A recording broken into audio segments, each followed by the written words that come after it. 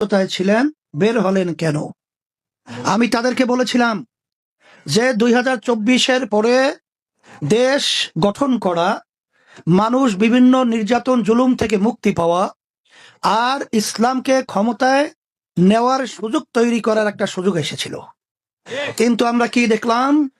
যেই বৈষম্য দূর করতেছিলাম বা যেই বৈষম্য দূর করার জন্য আমাদের গণ অভ্যুত্থান হলো, হাজার হাজার মানুষ জীবন দিল, সেই বৈষম্য শুরু হয়ে গেল আমাদের সাথেই। বলে কেন?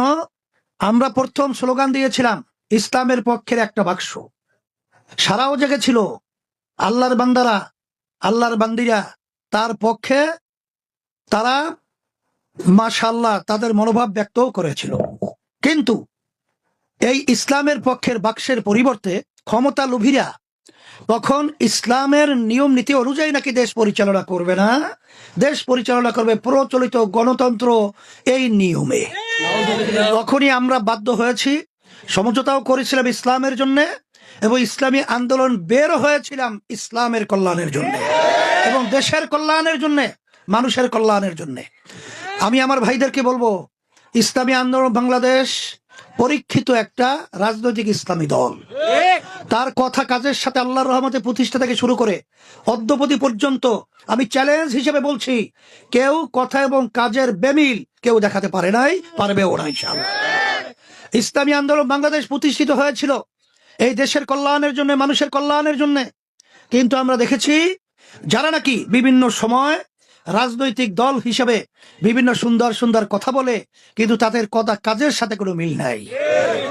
এখন যাদের কথা কাজে মিল নাই, তাদের সঙ্গে থেকে তাদের ক্ষমতার সিঁড়ি হিসাবে, সহযোগী হিসাবে ইসলামী আন্দোলন বাংলাদেশ থাকতে পারে না। এই জন্য কিন্তু আমাদের আলাদা হতে বাধ্য হয়েছি। কিন্তু মনে করেছিল অনেকে যে আমরা একা হয়ে গেছি। না, আমাদের সাথে আল্লাহ রয়েছেন, আমাদের সাথে যারা ইসলামকে ভালোবাসে তারা রয়েছে, সম্মানিত উলামায়ে কেরাম রয়েছে। এবং এই বাংলাদেশের ভিতরে আমি আজকে বাস্তবে দেখছেন, আমার যুবকরা রয়েছেন, আমার ছাত্ররা রয়েছেন, আমার মুরব্বীরা রয়েছেন, পর্দা আলেম মা বোনেরা ইসলামী আন্দোলন বাংলাদেশের পক্ষে রয়েছে, অপক্ষে প্রতীকের পক্ষে রয়েছে। সেই হিসাবে উন্নয়নের কথা আমি কি বলবো? বলে হুজুর দেশের উন্নয়ন কি করবেন? আরে উন্নয়নের ফুলঝুরি ছড়ায় তো কোনো লাভ নাই। 53-54 বছর বিভিন্ন রাজনৈতিক দলের দেখেছি, তারা উন্নয়নের কথা বলে ক্ষমতায় যাওয়ার পরে টুন টুনা টুন টুন। এই ধরনের কমিটমেন্ট আপনাদের সাথে করে করে লাভ নাই।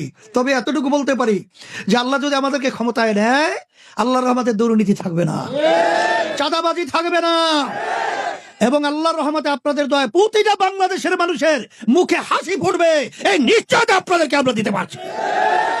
কারণ আমাদের দেশের ভিতরে আলহামদুলিল্লাহ যে আয় এবং যে ব্যবস্থাপনা রয়েছে, আমার আব্বা বলে গেছিল যদি দেশের শাসক যদি ভালো হতো তাহলে এই দেশটা অল্প দিনে